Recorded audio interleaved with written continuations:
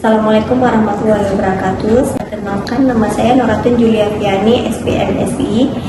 Saya merupakan dosen dari Fakultas Pertanian, Prodi Agribisnis. Saya telah menjadi dosen sejak tahun 2021. Bidang konsentrasi saya adalah bidang ekonomi pertanian, di mana mata pelajaran atau mata kuliah yang sering saya ajarkan rutin setiap semester genap maupun semester ganjil adalah mata kuliah di bidang ekonomi pertanian, yaitu ekonomi pertanian itu sendiri, ekonomi produksi, perdagangan internasional, dan juga pemasaran di bidang pertanian. Sebelum memulai proses pembelajaran, biasa saya akan memperkenalkan rencana pembelajaran semester atau LPS kepada mahasiswa sebagai pedoman selama mengikuti perkuliahan. Materi yang akan dipelajari setiap pertemuan, di mana nanti akan terdapat strategi pembelajaran, metode penilaian juga, dan juga penugasan. Selain memperkenalkan dari pertama mengenai rencana pembelajaran atau LPS kepada mahasiswa, saya juga akan menetapkan kontrak kuliah dari awal perkuliahan dengan mahasiswa, di mana nanti mahasiswa ini mengetahui aturan-aturan yang jelas di dalam perkuliahan yang akan berlangsung. Dengan mahasiswa memahami isi rencana pembelajaran semester dari awal perkuliahan, diharapkan mahasiswa akan mencapai target pembelajaran dengan baik. Salah satu mata kuliah yang saya ajarkan rutin setiap semester ganjil adalah mata kuliah perdagangan internasional, di mana mahasiswa diarahkan untuk mencapai 3 capaian pembelajaran. Yang pertama, mengetahui bagaimana konsep-konsep komprehensif di bidang perdagangan internasional. Yang kedua, mahasiswa mampu menganalisis aspek-aspek keuangan di bidang perdagangan internasional. Dan ketiga, mahasiswa mampu mengevaluasi prinsip-prinsip perdagangan global serta memahami peran berbagai lembaga ekonomi internasional di dalamnya. Selama proses pembelajaran, saya menerapkan beberapa pendekatan pembelajaran pusat pada mahasiswa atau student centered learning melalui kombinasi berbagai metode pembelajaran, baik itu ceramah interaktif, diskusi kelompok, studi kasus, presentasi, dan analisis isu-isu atau kasus-kasus yang berkembang pada saat ini.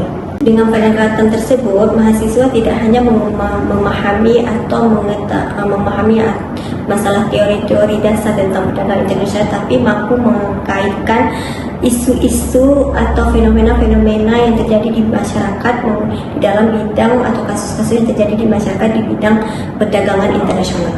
Harapan saya setelah mahasiswa menyelesaikan perkuliahan ini, mereka mampu berpikir analitis, kritis, dan bisa memberikan solusi terhadap berbagai tantangan perdagangan internasional berkaitan dengan pengembangan agribisnis secara global. Demikian perkenalan singkat dari saya selama mengikuti perkuliahan. Semoga proses pembelajaran hari ini memberi manfaat bagi kita semua. Wassalamualaikum warahmatullahi wabarakatuh.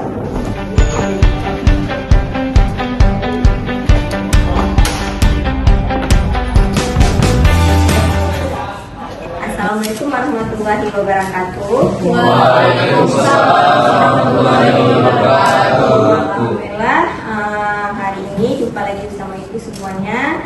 Selamat pagi. Dan gimana kabar hari ini? Baik.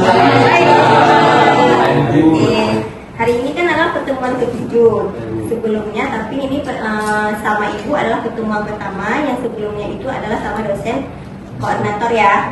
Ibu adalah dosen kedua pengampu di mata kuliah ini. Jadi dari ibu kita akan bertemu 5 kali pertemuan ke depannya, yaitu kita akan belajar 5 kali pertemuan dengan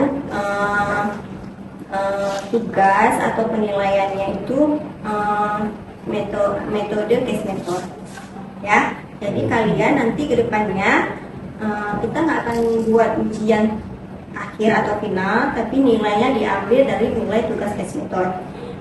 Paham semuanya? Makanya pertemuan itu nanti sama ibu. Tapi sebelumnya udah pernah belajar kan sama dosen sebelumnya? Ya, belajar apa? Tentang perdagangan internasional, tentang mata kuliah perdagangan internasional. Lalu lintas pembayaran internasional.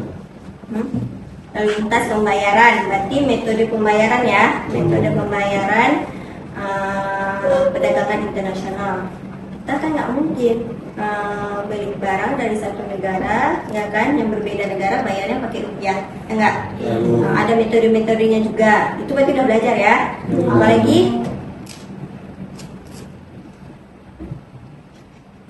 yang paling dasarnya apa?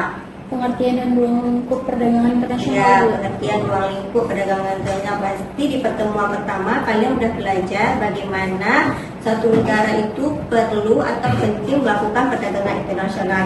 Jadi nggak semua negara itu bisa memenuhi kebutuhan negaranya, ya nggak?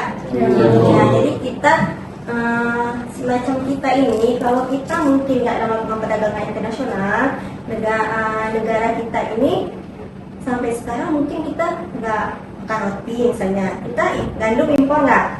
Oh ya kan, barang-barangnya impor apa aja? Gandum, kedelai juga impor ya sekarang ya, banyak macam itu di bidang pertanian, nah, apalagi di bidang industri lain. Nah, kita juga negara yang banyak menghasilkan hasil-hasil pertanian kan? Ya kan? Komoditas ekspor pertanian terbesar kita apa? Kopi ya, sawit, kopi, apalagi kakao ya kan? Itu kan permintaan dalam negeri itu mungkin nggak terlalu banyak, malahan lebih banyak di luar negeri ya kan? Kalau udah kelebihan stok di dalam negeri, kita apa yang kita lakukan? Ekspor, makanya terjadinya perdagangan internasional. Negara lain belum tentu mampu melakukan, atau negara lain belum tentu bisa memenuhi satu kebutuhan negaranya. Itu makanya perlu dengan negara lain. Gitu. Tema kita hari ini itu kita belajar mengenai kebijakan perdagangan internasional, pertemuan ke-7. Ada yang bilang kebijakan perdagangan internasional itu hambatan. Kenapa dia bilang hambatan? Tahu nggak? Dia itu bukan kebijakan. Peraturan-peraturan itu kadang-kadang peraturan itu menghambat ya, kan dibilang hambatan perdagangan internasional. Ada yang bilang kebijakan, ada yang bilang hambatan, ya kan? Yang kalian tahu apa aja nih kebijakan perdagangan? Tahu nggak? Tarif itu yang biasa kita tahu, tarif. Habis itu apa lagi? Pajak, kebijakan subsidi, ya. Apalagi? batasan impor. Bisa impor, bisa kota ya, kota. Nah, di sini di pertemuan ini kita fokuskan 3 aja yang kita belajar, yaitu tarif, subsidi, dan non tarif namanya, atau kota kita belajarnya. Oke? Apa itu tarif?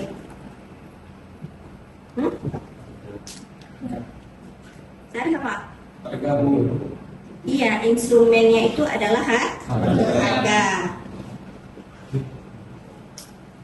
Tarif itu adalah pajak ya, pajak atau biaya yang dikenakan terhadap barang impor. Jadi tujuan utama tarif itu adalah meningkatkan harga barang impor sehingga produk dalam negeri menjadi lebih kompetitif. Nah, jadi bagaimana cara kerjanya tarif ini? Yaitu yang pertama, barang impor ini akan dikenakan biaya masuk. Nah, itu tarif. Harga barang impor menjadi lebih mahal. Terus konsumen cenderung membeli produk lokal. Itu tujuan dibuat kebijakan tarif. Tujuannya untuk apa? Tujuan untuk apa? Melindungi produk lokal atau industri lokal atau industri dalam negeri yang baru berkembang, ya kan? Karena ya kan, misalnya produk luar negeri tanpa biaya masuk atau tarif itu cenderung harganya apa? Murah, ya kan? Kalau kalian ya pasti beli barang dengan harga apa? Murah. Nah, sehingga produk lokal ini nggak bisa bersaing dia, maka dia akan cenderung kolek nantinya. Jadi tujuan dilakukannya tarif ini adalah untuk melindungi industri dalam negeri, terutama industri yang baru berkembang ya. Tuh, dia perlu kalau misalnya nggak ada tarif ini, otomatis harga barang barang yang masuk ya kan pasti lebih murah tuh. Kedua, menambah penerimaan negara ya kan. Gimana diambilnya? Dari tadi, tarif tadi. Setiap barang yang masuk dikenakan tarif. Jadi masuknya ke dalam penerimaan negara. Terus mengurangi volume impor. Jadi orang yang melakukan negara ekspor ke sana yang kita barang yang mau kita impor ini, misalnya kalian negara A mau impor ke negara A mau ekspor ke negara B. Negara B kan kenain tarif nih. Negara A ini pasti akan berpikir kan, ya kan, dengan tarif sini akan mengurangi volume impor karena ada tarif tadi. Seandainya ada tarif mungkin mereka akan memasukkan bertonton volume impor banyak tuh maksudnya. Tapi dengan adanya tarif tadi mereka akan murah. Ya, tujuan pemerintah juga terpenuhi, ya kan, mengurangi volume impor. Itu tujuan dari tarif. Jadi tarif itu ada plus, ada minus. Ya, setiap kebijakan itu ada kekurangannya, ada kelebihannya. Nah, paham? Tarif paham? Kedua, ya, kita lihat tentang kebijakan apa? Subsidi. Ini masih instrumen harga. Tadi tarif juga ngomongnya tentang instrumen harga. Sekarang subsidi juga ada. Apa itu subsidi? Ya, bantuan finansial ya. Subsidi adalah bantuan finansial diberikan pemerintah kepada produsen ya atau eksportir agar biaya produksi menurun sehingga harga menjadi lebih murah dan mampu bersaing. Cara kerja gimana? Pemerintah memberikan bantuan dana atau insentif. Biaya produksi menurun. Dampak utamanya apa? Produk domestik lebih murah. Ya, produk domestik lebih murah dan lebih kompetitif. Gitu. Kalau non tarif? Kuantitas. Jadi cara kerjanya membatasi jumlah barang yang boleh diimpor. Jadi nggak semua barang. Pasti banyak negara nih yang mau impor ke negara kita, ya nggak? Ya kan? Karena kan secara jumlah populasi Indonesia itu terbanyak, ya. Terbanyak berapa nih? 4 di Indonesia ya.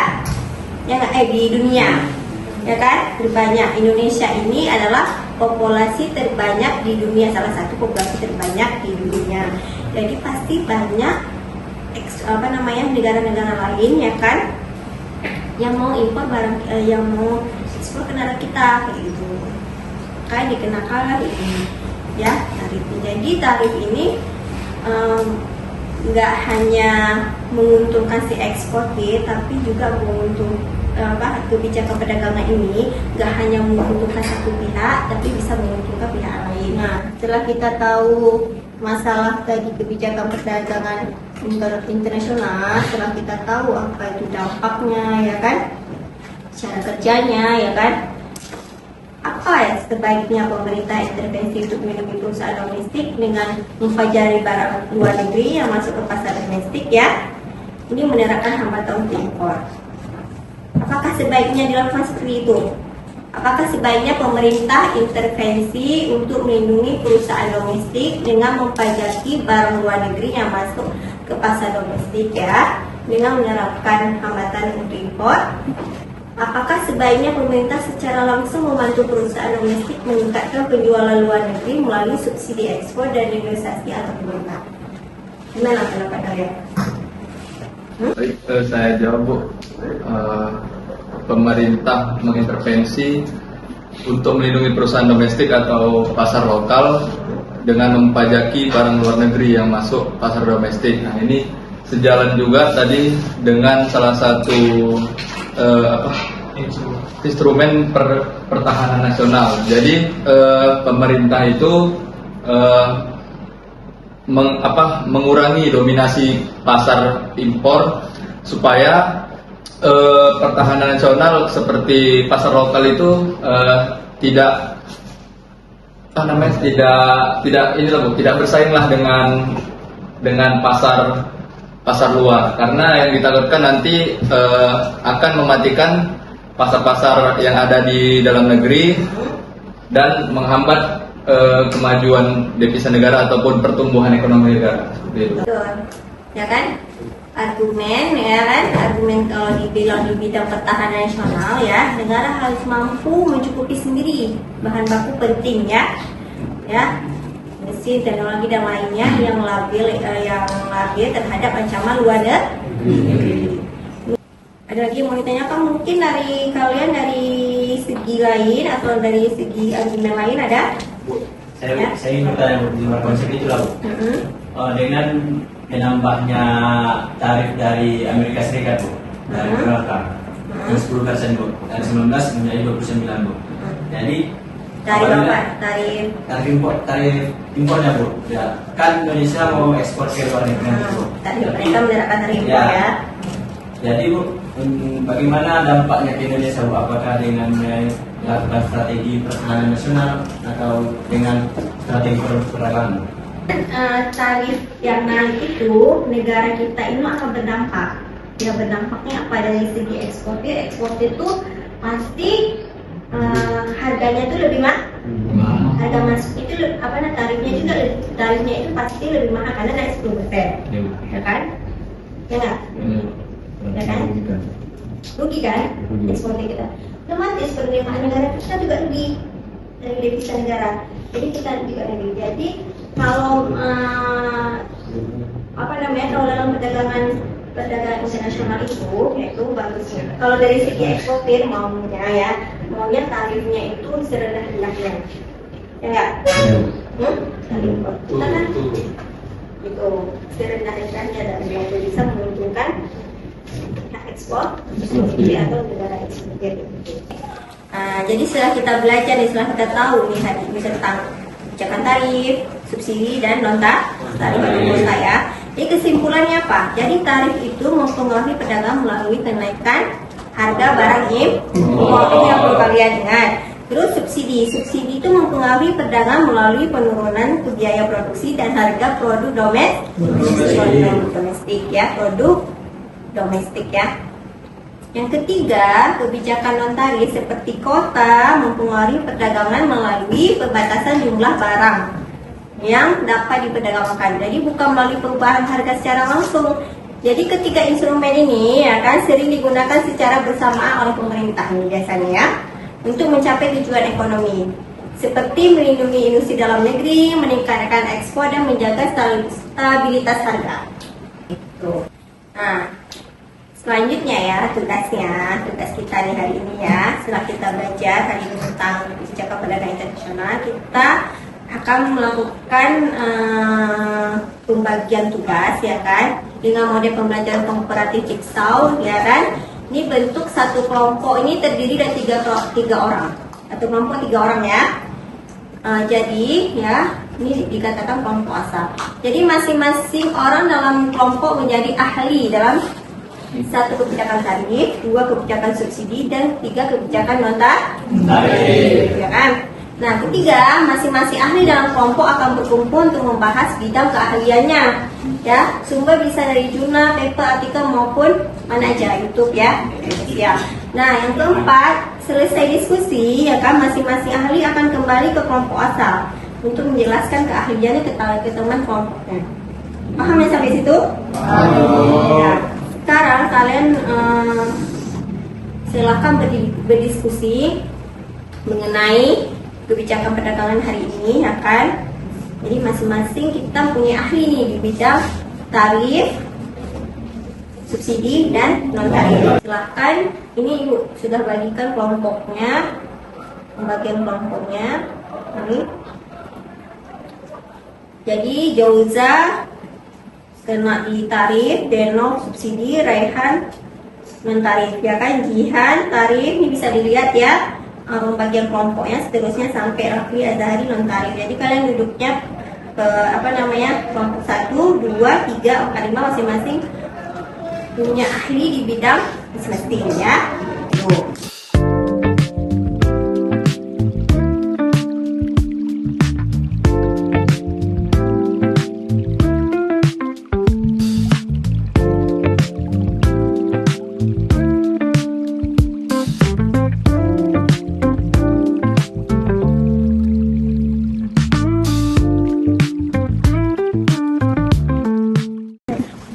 Oke, setelah diskusi, ya kan, masing-masing kelompok silakan mempresentasikan masing-masing satu keahliannya, baik tarif, ya kan, subsidi dan non tarif.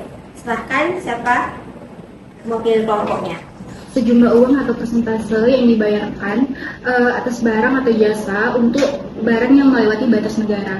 Nah, untuk cara kerjanya sendiri yaitu menaikkan harga barang impor melalui biaya masuk.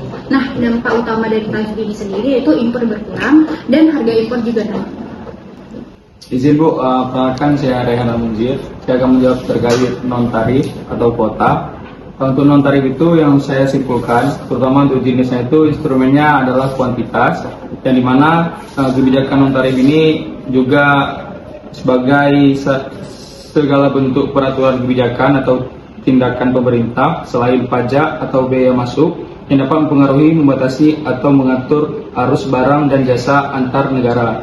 Kemudian cara kerjanya itu membatasi jumlah atau volume dari suatu barang untuk diimpor ataupun yang masuk ke dalam negeri.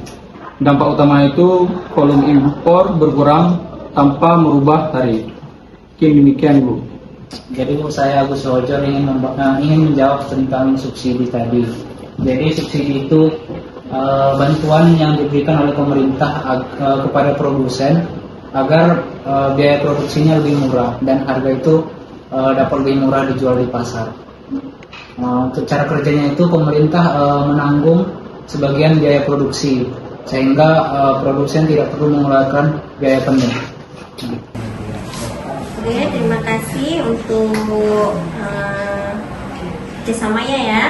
Setelah mempresentasikan hasil dari setiap kelompok atas keahliannya masing-masing, yaitu tarif, non tarif dan subsidi, ya kan? Nah, terakhir sebelum ibu tutup kelas ini, kalian ibu tugaskan nanti di rumah, ya kan, mengerjakan tugas case method, ya kan, dimana tugasnya nanti, ya kan, kelompok tadi itu, ya kan, akan memilih, ini tetap pakai kelompok tadi ya, kelompok tadi itu akan memilih, ya kan, berapa kelompok tadi? Ada 4 kelompok ya. Nah, itu tadi akan memilih salah satu kasus atau permasalahan, ya kan, mengenai kebijakan perdagangan internasional di bidang pertanian yang ada di Indonesia, ya kan. Terus kalian menganalisis kasusnya, ya kan. Nanti kalian akan membuat presentasi, ya kan, makalah presentasi dan diskusi tanya jawab di minggu depannya. Jadi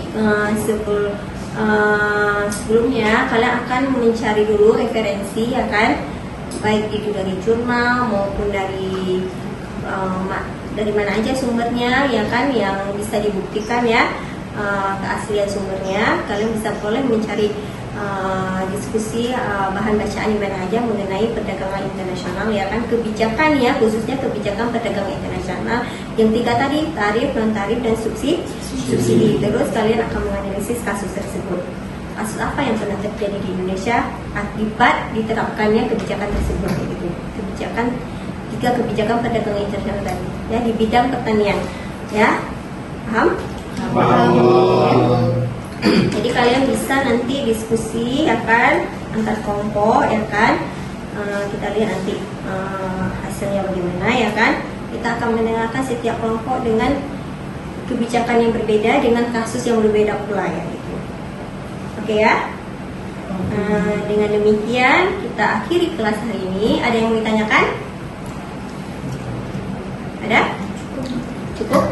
Sudah ya. Nah, ibu juga mau ada penilaian ya.